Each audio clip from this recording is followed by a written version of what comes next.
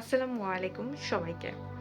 আজকে আমি যে শব্দটা নিয়ে কথা বলবো, সেই শব্দটা আমার কাছে মনে হয় খুব ইম্পোর্টেন্ট। সেটা একটা ছোট্ট শব্দ মনে হয়, কিন্তু সেটা নিয়ে যদি আপনি বিশ্লেষণ দিতে যান, সেটার অনেক বড় একটা আকার তৈরি হবে। তো সেজন্য আমি বলতেছি, আপনার আমার লাইফে, সবার লাইফে সেই জিনিসটা খুবই মূল্যায়নকর। তো কথা না বাড়িয়ে আমি চলে যাই ডিরেক্টলি। আমি যেটা আজকে বলব সেটা হচ্ছে সেলফ স্টিম। আমাদের সেলফ স্টিম নিয়ে আমরা কয়জন কাজ করি, বা আমাদের সেলফ স্টিম আমরা বুঝার চেষ্টা করি। আত্মবিশ্বাস যেটাকে আমরা বলি।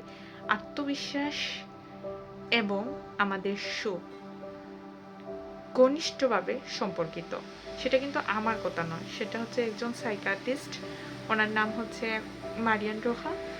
উনি এই কথাটা বলেছেন যে আমাদের সুখ এবং আমাদের আত্মসম্মান ঘনিষ্ঠভাবে সম্পর্কিত।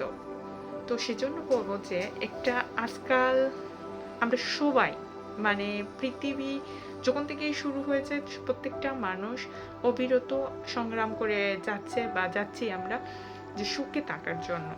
আমরা যদি প্রপার সুখটা বুঝতে চাই বা সুখে থাকতে চাই, তাহলে আমাদের যেটা করতে হবে সেটা হচ্ছে আত্মসম্মান। নিজের প্রতি যে নিজের সম্মান, বা সম্মান বলতে, আত্মসম্মান বলতে কি বুঝি?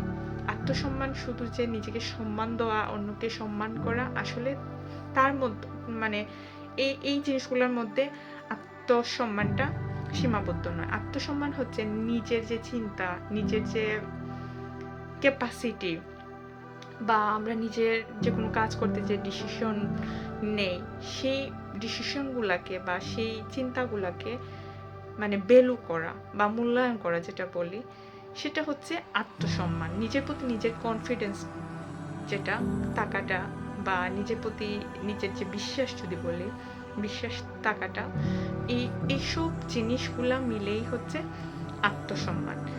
আর আত্মসম্মানটা বিষয়টা যদি বুঝতে পারি, এবং যদি আমাদের প্রতি আমাদের বিশ্বাসটা থাকে, এবং লাইফের ছোট যে বিষয়গুলা আমাদের দৈনন্দিন জীবনে হয়, সেটা যদি আমরা উপভোগ করা শুরু করি বা বুঝতে পারি, তাহলে আমার কাছে মনে হয় সেই মানুষগুলা বেশিরভাগ সুখে থাকা বা সুখী হওয়ার সম্ভাবনাটা বেশি।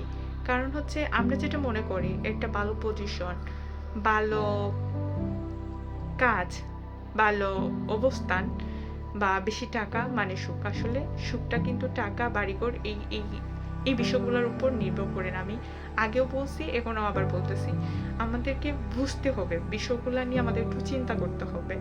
আমি কেন বললাম? কারণ অনেকেই আছে, আমরা আমাদের নিজেদেরকে মূল্যায়ন করি না বা মূল্যায়ন দেই না। আমরা মনে করি আমরা সবার চেয়ে, সবাই বলতেছেন, অনেকে আছে নিজেদেরকে সবার চেয়ে পিছনে মনে করেন, যে আপনি কিছু জানেন না। আজকে আমি আপনাকে বলতেছি, আপনি নিজেকে প্রমিস করেন, আপনি নিজেকে নিজে সম্মান করবেন, আপনি মূল্যায়ন করবেন, এবং আপনি সামনে এগিয়ে যাওয়ার জন্য চেষ্টা করবেন। যখন আপনি দেখবেন নিজেকে প্রপারলি, রিয়েলভাবে আপনি মূল্যায়ন দিতেছেন, তখন কিন্তু আপনার কারো হেল্পের প্রয়োজন হবে না। যে আপনি নিজে মানুষ। আমি যেটা হেল্পের কথা বলতেছি, যে আমরা টুকটাক যে কোনো কাজের জন্য কারো কাছে হেল্প চাই, বা মনে হয় আমরা পারবো না, আপনি ট্রাই করেন। সেক্ষেত্রে আমি বলছি যে কারোর হেল্পের প্রয়োজন হবে না। লাইফে প্রত্যেকটা মুহূর্তে কেউ না কেউ আমাদের পাশে থাকে হেল্প করার জন্য, আর কারো না কারোর মাধ্যমে আমরা এগিয়ে যাই। এটা রাইট, এটা আমি ডিনাই করব না। কিন্তু আমি আপনার আত্মবিশ্বাসটা বাড়ানোর জন্য বলতেছি, নিজে ট্রাই করেন, দেখবেন ইনশাল্লাহ আপনিও সময়ের সাথে সাথে অনেক কিছু শিখে ফেলবেন বা শিখে যাবেন, এবং আপনার প্রতি আপনার নিজের আত্মসম্মানটা, আত্মবিশ্বাসটা বাড়তে শুরু হবে। আর যখন আপনার নিজের আত্মবিশ্বাস এবং আত্মসম্মানটা বাড়তে শুরু হবে, তখন আপনি নিজেও একজন সুখী মানুষ হতে পারেন বা হবেন।